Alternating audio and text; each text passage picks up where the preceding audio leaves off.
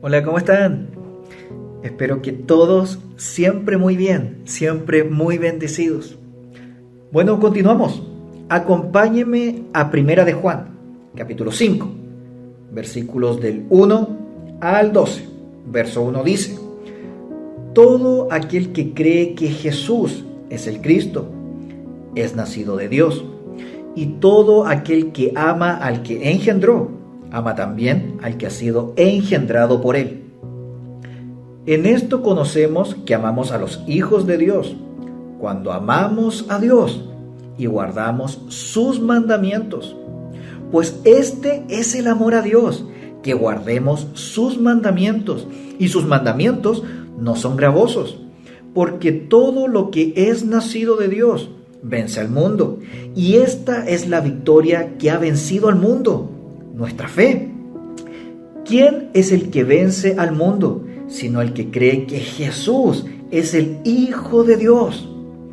Este es Jesucristo, que vino mediante agua y sangre, no mediante agua solamente, sino mediante agua y sangre.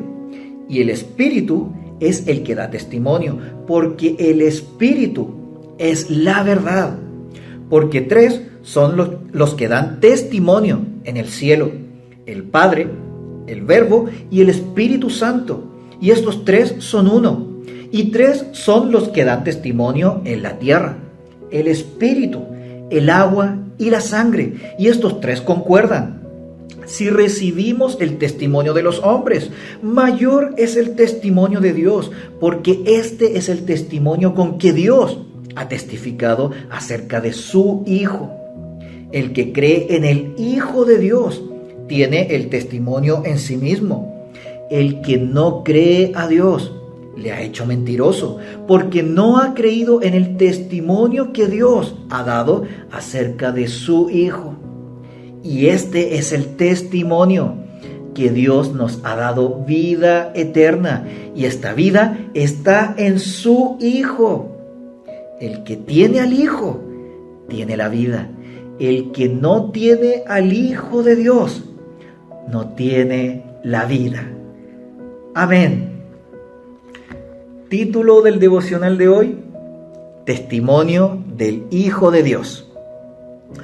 Bueno, nuevamente para este devocional vamos a dividir nuestro pasaje en dos grandes secciones, ¿sí? De los versículos del 1 al 5 nos recuerda y nos anima a seguir permaneciendo en Dios, permanecer en Jesús. ¿Cómo? Verso 3 lo explicita. Verso 3 lo tiene. Dice: pues este es el amor a Dios, que guardemos sus mandamientos. Y sus mandamientos no son gravosos. Que no son gravosos quiere decir que no ocasionan un gran gasto, que no es molesto, que no es pesado. Mateo 11:28, palabras literales de nuestro Señor Jesucristo: venid a mí, todos los que estáis trabajados y cargados, y yo os haré descansar. Cuando permanecemos en Jesús, ya no obedecemos por obligación, ya no obedecemos para recibir a cambio algún beneficio. Le obedecemos porque hemos entendido que es un privilegio, el mayor honor. La obediencia deja de ser una carga. Le obedecemos por gratitud, con gozo.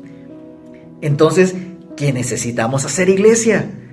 Exacto, necesitamos permanecer en Jesús. Jesús dice: porque mi yugo es fácil y ligera mi carga.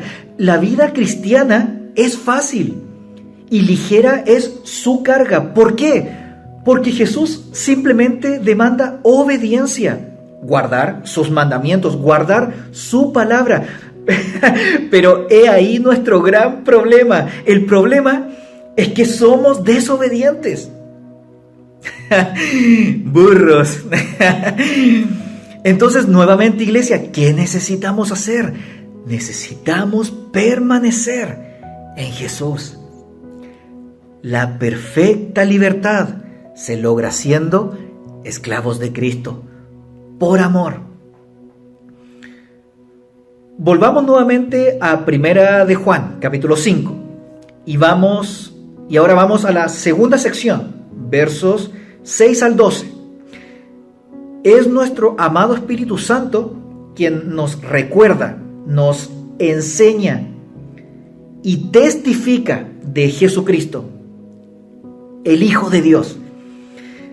Y quisiera detenerme en esta segunda sección para profundizar en algunos detalles que nos van a dar ciertas luces para el devocional de mañana.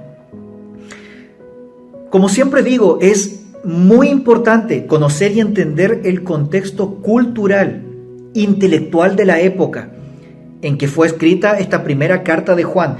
Bueno, lo más preciso, conciso y macizo posible. Estamos hablando siglo I después de Cristo, Imperio Romano, escuelas filosóficas, líneas de pensamiento filosófico que enseñaban que el cuerpo es inherentemente malo y el espíritu es bueno. Por eso estos filósofos maestros enseñaban que Jesús no pudo ser humano, porque el cuerpo es inherentemente malo, enseñando que por esta razón tampoco puede haber resurrección. No sé si quedó claro. Bueno, ahí usted lo retrocede de nuevo y lo escucha de nuevo. Bueno, continuamos. Por eso, la primera carta de Juan hace principal énfasis en cuidarnos de estos falsos maestros, cuidarnos de los anticristos. Anticristo es el que niega que Jesús es el Cristo, el Mesías, el Salvador. Anticristo es el que niega al Padre y al Hijo. Por eso, el anticristo, iglesia, no es ese ser de color rojo, con rostro maquiavélico, con cuernos y una cola que termina en punta. No. Ojo ahí. Y es por esta razón el propósito de esta carta, volver a recordarnos, repitiendo vez tras vez, dando a entender que es de suma importancia que Jesús es el Cristo, el Hijo de Dios, que no hay pecado en Él. Por eso repite vez tras vez que Jesús es la propiciación, el suficiente sacrificio por nuestros pecados. Acompáñeme al verso 6, Primera de Juan capítulo 5. ¿Lo tiene? Verso 6 dice: este es Jesucristo, que vino mediante agua y sangre. No mediante agua solamente, sino mediante agua y sangre. Y el Espíritu es el que da testimonio, porque el Espíritu es la verdad. El Espíritu es la verdad. Pero ¿por qué recalca tanto el agua y la sangre? Con el agua quiere dar a entender que Jesús, el Hijo de Dios, vino en la carne. Y con la sangre quiere dar a entender que Jesucristo también murió. En resumen, nuestro Señor Jesucristo, 100% humano, 100% Dios. Y lo confirma el verso 7. Verso 7 dice: porque tres son los que dan testimonio en el cielo: el Padre, el Verbo y el Espíritu Santo. Y estos tres son uno. Verso 8: y tres son los que dan testimonio en la tierra: el Espíritu, el agua y la sangre. Y estos tres concuerdan. Si vamos al libro de Levítico, el agua y la sangre representaban las dos maneras de limpiarse. Por otra parte, el bautismo en agua representa nuevo nacimiento, regeneración, agua, purificación externa para testimonio. Y la sangre, representado en la cena del Señor, nos recuerda el derramamiento de sangre de Cristo para el perdón de pecados. La sangre, justificación, limpieza. Sangre, purificación interna. En resumen, nuestro amado Espíritu Santo es quien nos enseña y nos recuerda. El agua representa la pureza y el poder purificador de nuestro Señor Jesucristo. Y la sangre derramada por Cristo sella y da por terminado los sacrificios del Antiguo Testamento. ¿Y mis méritos? Pues no caben en la ecuación. Ándele. Vamos. Con esto termino. Acompáñeme al verso 11. Verso 11 dice: y este es el testimonio, que Dios nos ha dado vida eterna, y esta vida está en su Hijo, dándonos a entender claramente que Dios levantó de los muertos a Jesús. Resurrección. ¿Para qué? Para vida eterna. Oramos. Papá, muchísimas gracias por su palabra. Espíritu Santo de Dios, recuérdenos su palabra de vida.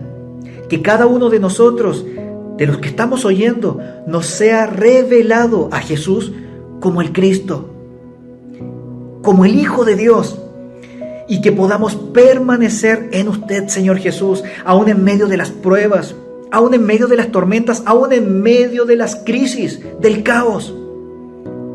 Ayúdenos a no rendirnos, a no temer. Ayúdenos a confiar, a cobrar nuevas fuerzas en usted para seguir firmes en este camino angosto. Échenos la manito, papá, que solos no podemos. Aumente nuestra fe. Se lo pedimos todo en el poderoso nombre de nuestro Señor Jesucristo. Amén. Bendiciones abundantes, iglesia.